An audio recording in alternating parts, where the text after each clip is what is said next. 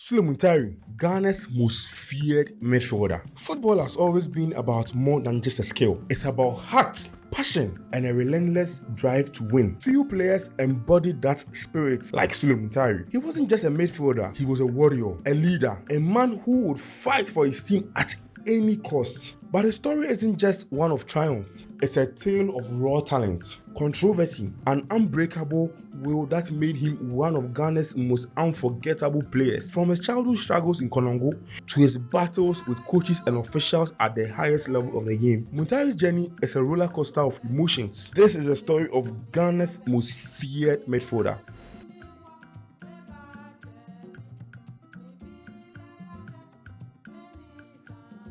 Sulley Muntari was born on August 27, 1984, in the mining town of Konongo, Ghana. His love for football was evident from a young age, but his childhood wasn't as glamorous as his future career. In an emotional revelation, Muntari shared how he struggled with bedwetting as a child. "My mom took me to my aunt in Kumasi when I was around 11 or 12. I was wetting the bed a lot. I didn't know what to do. I would go to sleep in the afternoon, and before I knew it, I had wet the mat." Most kids will let that embarrassment break them, but Muntari, he used every struggle as fuel. He poured all his frustration and energy into football.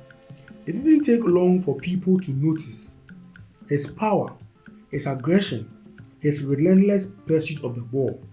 It was clear he was different. At 16, he joined Liberty Professionals, the same club that produced stars like Michael Essien and Asamoah. But his ambition stretched far beyond Ghana.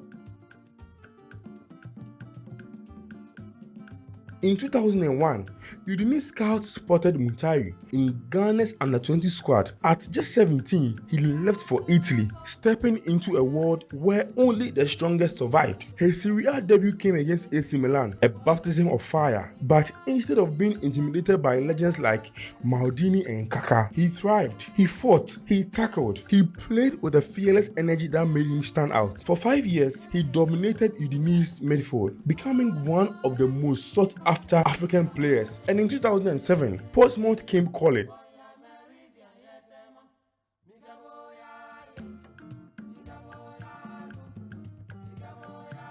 English football is ruthless. It is fast, physical, and unforgiving. But Muntari, he thrived in it. In his debut season, he played a crucial role in Portsmouth's midfield, helping them secure a historic FA Cup victory in 2008, the club's first in 69 years. His performances caught the eye of one of football's greatest managers, Jose Mourinho. And when the special one calls, you answer.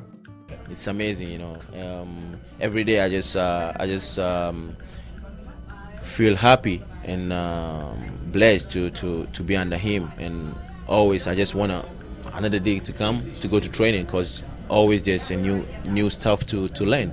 And he's very intelligent, and he's a good manager. Apart from that, he's a good man too, so he makes you feel comfortable around him, and he's a good guy. He's wonderful. So very, very pleased to be under him. Mourinho signed Muntari for Inter Milan in 2008, and it was here that he reached the pinnacle of club football. Alongside legends like Eto'o, Sneijder, and Zanetti, Muntari helped Inter Milan achieve the impossible, winning the treble in 2010, the Serie A, Coppa Italia, UEFA Champions League. No Ghanaian had ever lifted the treble before. Muntari became a pioneer, but behind the success, cracks were forming. His aggressive style, his unwillingness to hold back in training, and his fiery personality made him both a hero and a headache. After Mourinho left, his time at Inter Milan began to fade. He moved to Sunderland, then AC Milan, but his biggest battles were yet to come on the international stage. Was super. So we played, as I said, we played together, me, Mike, Derek, Pento, John Mensah, Razak Ibrahim, Razak Pimpon, a lot of us. So we went to the World Cup, African Cup, we went to the World Cup, and then most of the players had a great career.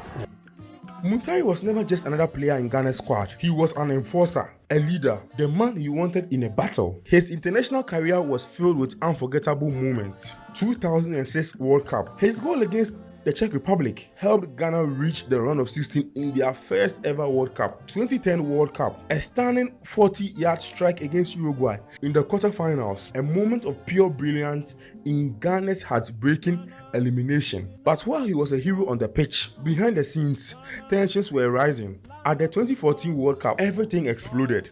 Ghana entered the tournament with one of their strongest squads ever. They had Muntari, Jan, Andre Ayew, and Kevin Prince Boateng. Expectations were high, but instead of making history, the team collapsed into chaos. Players refused to train over unpaid bonuses. The Ghanaian government had to fly $3 million in cash to Brazil to stop a full-blown boycott. Fights broke out in the camp, and in the middle of it all, Sulley Muntari, angered by how officials were handling the situation, he allegedly slapped a management member. It was the breaking point. He was sent home in disgrace alongside Kevin Prince Boateng. For many, this was the moment Muntari's Black Stars career ended. But was he the villain or the only one brave enough to stand up for the players? Despite his exit from the national team, Muntari kept playing. He had stints in Saudi Arabia, Spain, and Italy before finally returning home to play for Heart of Oak in 2022. But his greatest motivation, his son. My son told me to start playing because he wanted to see me on the pitch. Even in the twilight of his career, Muntari's love for football never faded. Sulley Muntari's career wasn't perfect. He was controversial. He clashed with officials. He never backed down from a fight. But that's what made him special. He was fearless. He played with heart. He stood up for his teammates when no one else would. Today, he remains one of Ghana's greatest midfielders of all time. A player who never let anyone intimidate him. So what do you think? Was Muntari too aggressive, or was he simply misunderstood? Let's discuss in the comments. And if you enjoyed this deep dive, hit that subscribe button because there are more stories to tell. Sulley Muntari, Ghana's most feared midfielder, a legend, a fighter, and a man who gave everything for the game.